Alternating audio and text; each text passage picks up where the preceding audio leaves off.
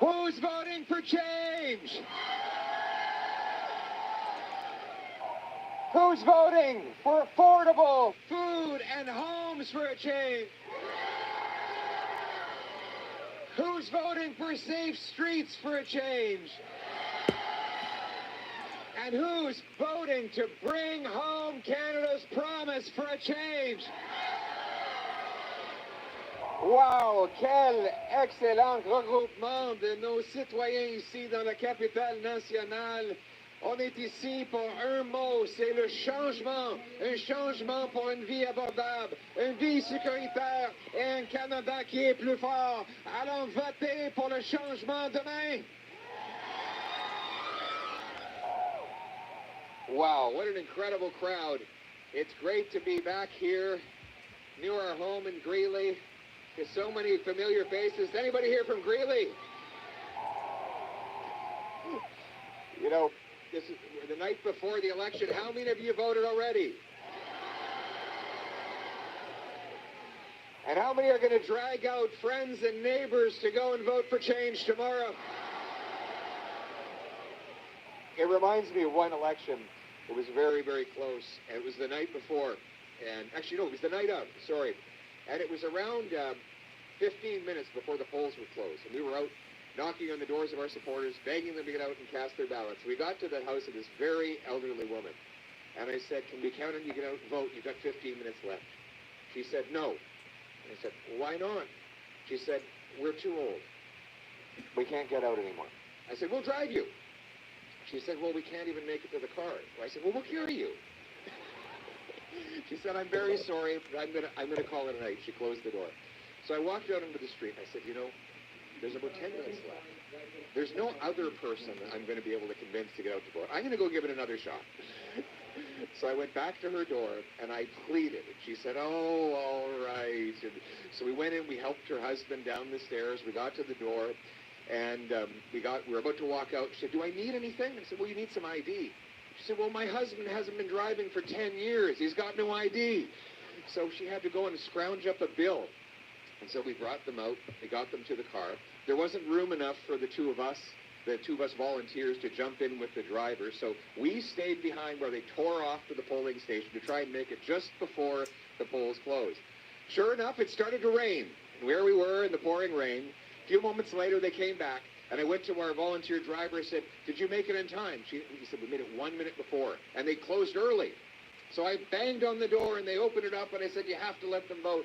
So they went in and voted and they came back out and exercised their democratic right. And so we were helping them back into the house, and just as they were about to go in the door, I took the lady by the hand and I said, thank you, thank you, thank you for what you did. I know it wasn't easy. And she said, and who are you again? So I have no idea if she voted for me, but she voted for someone. The point of the story is get out and vote. Vote for change. Vote for a brighter future. Vote for your kids. Allons voter pour le changement. There is so much at stake in this election, my friends. This is the future of our country we're voting on. There are so many people across the country that have vested their hope in this campaign. People who feel like they're just hanging on by a thread. Families who believe they're on a treadmill that goes faster and faster. They run further and further, but they never actually move forward, and often they feel they're falling further and further behind. Young Canadians who believe they'll never be able to afford a home. In Riverside South, there was a young man who called me and told me the story that his mother had the exact same job at the exact same office that he has. The difference is that she was able to buy a house in Ottawa when she was 28 years old.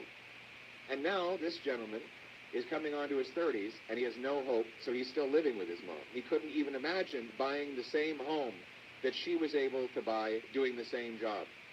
And we have countless people who feel no longer safe in their streets. They go to bed worried their car might not be there when they wake up in the morning. They worry about their kids. They've cut back on their diets. They're living paycheck to paycheck. The small business people that have no idea how they're going to make payroll in a few weeks. because their tax bill, their gas bill, their heat bill keeps on rising. And the windows got smashed the other day. These are the stories that people tell us every day. But you know something? I have hope, because we can turn this around. We have in our grasp, at our fingertips, the ability to choose change and chart a new and better course for our country. And that is the choice. After the lost Liberal decade of rising costs and crime, we can't afford a fourth Liberal term. We need a new Conservative government that will axe taxes, build homes, unleash our resources, and bring home the Canadian promise. C'est ça le choix. C'est ça le choix demain. On a un choix. Est-ce qu'on va payer le prix pour un quatrième mandat des libéraux après une décennie perdue, de coûts hors de contrôle? Ou est-ce qu'on va prendre la décision pour faire changement avec un nouveau gouvernement conservateur qui va couper la bureaucratie, les taxes et les impôts, libérer la construction de logements et nos ressources pour que nous puissions être un pays sécuritaire et abordable? C'est ça le changement qu'on va choisir demain. But I know all of our candidates have been introduced already today, and I have some terrible news for them. Their summer vacation is canceled. We're going to be tomorrow. We're going to be kicking off 100 days of change, and it involves passing 3 sweeping change bills. It's going to be the Affordability for a Change Act, the Bring Home Our Jobs for a Change Act, the Safe Streets for a Change Act, and we will keep Parliament open all summer long until every single one of these bills is passed for a change.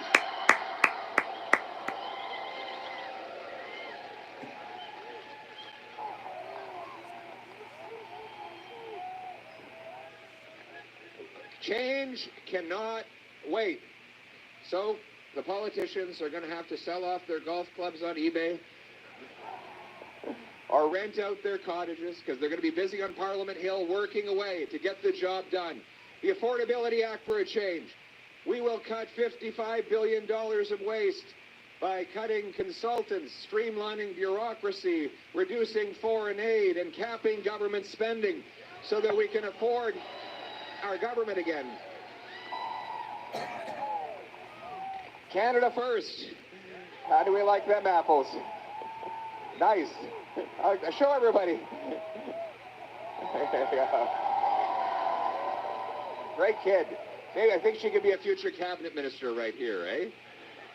She's our Minister of Communication. How do you like them apples?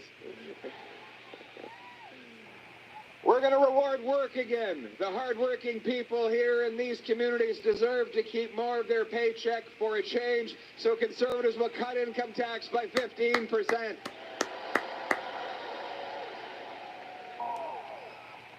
We'll get rid of the electric vehicle mandate to save you money on your car and put you back in the driver's seat for a change. We're going to get rid of the capital gains tax when you reinvest your money here in Canada for a change. And then there's the carbon tax. It's still the law of the land. They hid the tax from the pumps for a few weeks right before the election, thinking that they would trick Canadians into re-electing them for a 4th term, at which point they can put the tax back on higher than ever when they no longer need your vote but still need your money. They want to raise that tax on steel, driving our industry south of the border.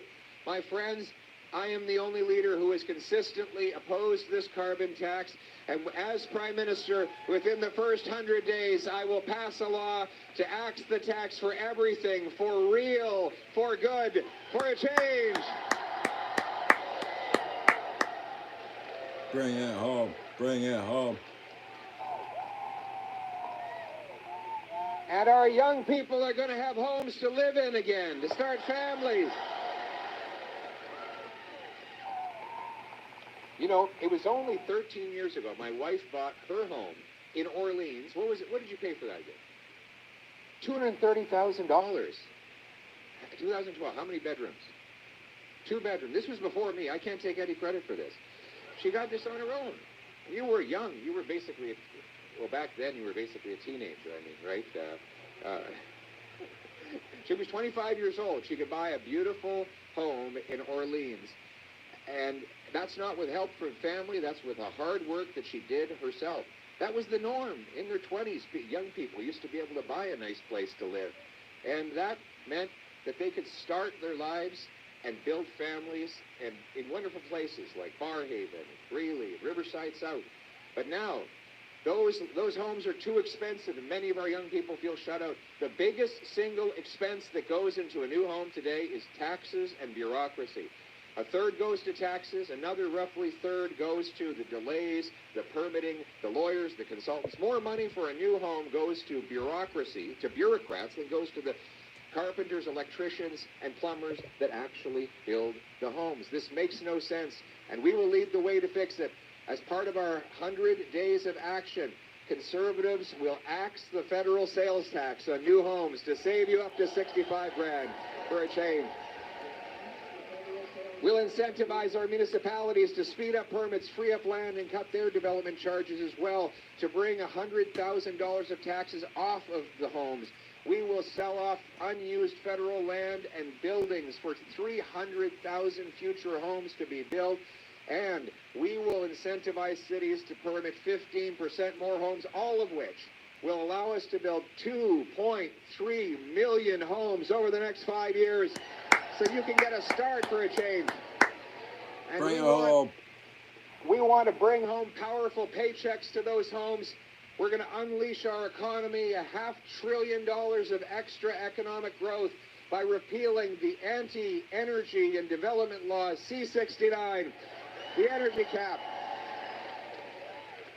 We're going to rapidly approve pipelines, mines, LNG plants, data centers, and much more to bring home our paychecks to Canada and become more economically independent so we can stand on our own 2 feet and stand up to anyone who gets in our way for a change.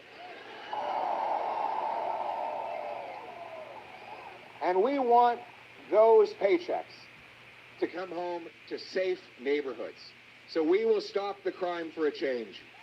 Right across. Is there any crime in Ottawa these days? Is it worse than it used to be? Yeah, a lot worse. Out of control. He says some of it happens on Parliament Hill, he says.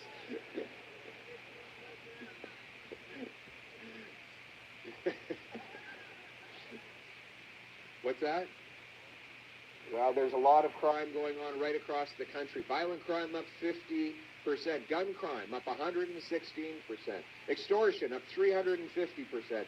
My friends, this is the result of liberal catch and release hug-a-thug laws that turn the same repeat offenders loose again and again on our streets. C-75 requires the judges release the accused at the earliest opportunity under the least onerous conditions, meaning that the same 40 offenders in Vancouver had to be arrested 6,000 times. That means once every 2 days, each of these guys was arrested. They basically have to be doing crime all day, every day, to get arrested every 2 days. It's insane. And then there's house arrest, C5. You could be a career car thief, having stolen 100 cars, and you get your sentence in your living room, watching Netflix or playing Grand Theft Auto. And then you just walk right out of the streets and do it all over again. They tell the police they're not even afraid of getting caught. They don't even bother trying to avoid capture. They leave the evidence everywhere because it's more hassle to dodge getting caught than it is just to go in and out of the revolving door. Well, my friends, as part of the 100 days of change, we will repeal C-75, catch and release. We will repeal house arrest. Give him the death penalty. We'll repeal the Paul Bernardo get out of jail free card and make sure he stays in a max pen. Give him a death penalty too. We will pass the 3 strikes you're out law, 3 convictions, no more bail, no more parole, no more house arrest, no more probation. It will be jail, not bail. Jail, not bail. Death penalty. Give them the death penalty. Offenders will, if they want to ever get out of jail, will no longer have a statutory release. Those with multiple convictions will have to earn their way out of prison with perfect behavior, clean drug tests, and learning an employable skill to ensure that when they get out, they'll be contributing members of our society, not going on carrying on crime. That ends For a Change. We're going to stand up for the law-abiding people right across the country. That means that we're going to secure our borders with 2,000 more border guards, more watchtowers along the frontier, scanners of shipping containers to intercept the drugs, guns, and stolen cars that come in and go out of our country. And we will pay for all of this by canceling the ridiculous multi-billion-dollar gun grab that targets law-abiding, trained and tested hunters and sport shooters. The hunters, the farmers, and Grandpa Joe, they're not the problems. Grandpa Joe and his hunting rifle are not what's shooting up our communities. It's illegal firearms. Speaking of our farmers, we have any farmers here? Is Earl Stanley here? Earl Stanley? Earl's around here somewhere. Earl's from an old farming town. Earl's back there. He's busy. He's on his tractor right now? Right. You know, I think I came here when my early days in politics. I actually won the plowing match here. So this is a good omen that I'm back here again. I won the plowing match. I was briefly a farmer. I was outstanding in my field. And, but Earl, you're going to have to testify, in fact, that I won the plowing match. And that's a skill. You got to be able to plow in a straight line. Go from one end to the other and get to the end. That's what it means in politics. We need more of the common sense of the farmers, the small business owners, the single moms, the seniors. A little bit of that common sense for a change might make the government run a lot better. And we're going to make sure that we as a nation are safe and secure. That requires we rebuild the great Canadian Armed Forces. Yes. Our military, yes. Our troops. We will be building 4 massive Canadian-made icebreakers to take back our icy waters and prevent the Russians and Chinese from incursions in our territory. Canada is going to protect its sovereignty. We're going to rely on no other nation for that. We are going to be a nation that protects itself. We'll have new landing runways in the north. We will fill all the vacancies in the Army, Navy, and Air Force. We will get those Poseidon aircraft up in the sky, surveilling the waters to look down and make sure there are no foreign submarines in our territories. And we will build, I should say, the first Arctic base in Canada since the Cold War, yeah. CFB Iqaluit. CFB Iqaluit will be a nerve center so that Canada can exercise its strength and propel and project power right throughout the Arctic territories and make sure that we are able to defend ourselves and protect our nation and the territory with which we have been so blessed as a nation. We will be honoring our history, and most of all, we will restore the faith of our veterans by giving them the treatment and the honor that they deserve. Yes. No more having to fight government departments for the benefits that you're owed. Thank you very much for your service to the country, sir. I see your beautiful medals there. Give it up for our veterans.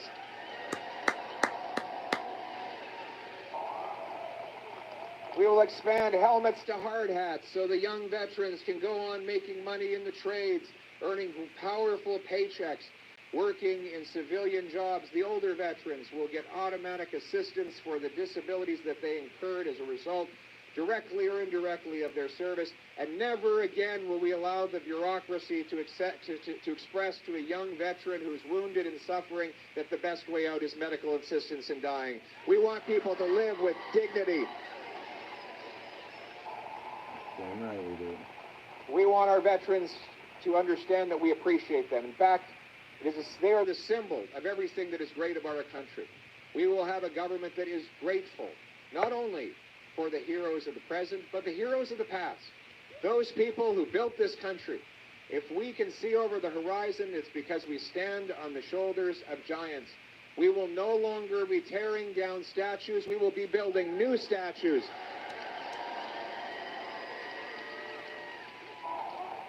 We will fill our beautiful passport with all of the heroes of the past. Terry Fox. Yes. The famous five. Yes. The Canadian military. Yes. We will restore our freedom by repealing censorship laws so that you can speak your mind and express yourself. We will put Canadians back in charge of their lives.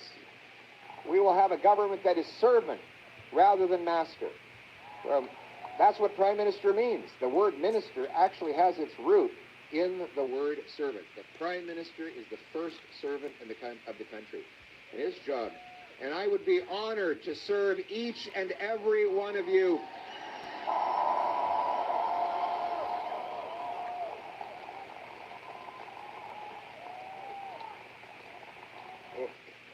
This is it, my friends. We're almost there. It's been quite a journey. You know, I launched my campaign for leadership of this party and to run for Prime Minister almost exactly 3 years ago to the day. And in that time, I've been to just over 180 of these rallies. Incredible. In just 3 years. It's been an incredible journey. We've had well over 100,000 people at those rallies, and up until the campaign, when things started moving really quick and I wasn't able to stop and spend the time, we had a hard rule that I would stand in line and greet one person after another, shake their hands, hear their stories, learn their concerns and their fears, but also hear about their hopes and their aspirations. And it's meant so much to me that you vested in me, your hope. It means a lot to know that people, I'm actually in awe, you know, that so many people have put their hope that I can deliver for their future, for their lives. It means the world to me. Thank you. I'm deeply grateful.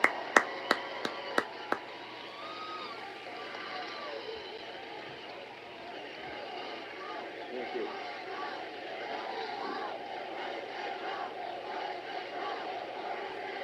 Thank you. Bring it home. Bring it home. Bring it home. I want you to know that no matter what happens tomorrow, I will be there to fight for you, for your quality of life, for your future, for your hopes and aspirations, to bring home the Canadian promise that this country made and kept to my wife, Anna, and I. We both come from very humble beginnings. It is only in this country that we could be standing at this place. That's what makes Canada so special. It is a place where anyone from anywhere can achieve anything, where hard work gets you a great life in a safe neighborhood, in a beautiful, affordable house under a proud flag. And so I leave with a message of hope to that small businessman who's grinding away, wondering whether he's going to make it through another month. Have hope. Change is on the way. To the single mother whose fridge is empty, whose bank account is empty, whose stomach is empty, and worried that she might not be able to feed her kids tomorrow, have hope. Change is on the way for you too. Yeah, it is. Change is coming, Canada. To the seniors who still have their adult children living in the basement and want them to have a house so that there can be grandkids and a brighter future, have hope. Change is on the way for you too. For all of the people who no longer recognize the country but are anxious to bring home the nation that we knew and still love, have hope. Change is on the way. Ayons de l'espoir. Il va y avoir un vrai changement pour un bel avenir. La promesse du Canada que chacun qui travaille fort peut avoir une belle vie dans une belle maison abordable sur une rue sécuritaire. That is the promise of Canada. It is my life's work to restore and uphold that promise for you and for all Canadians. Tomorrow is the day. Vote for the Canadian promise. Vote for change. Let's bring it home. Let's bring it home, Canada. Get up and vote. Big wave coming. Big wave coming. Like and subscribe, and we'll see you in the next one, my friends.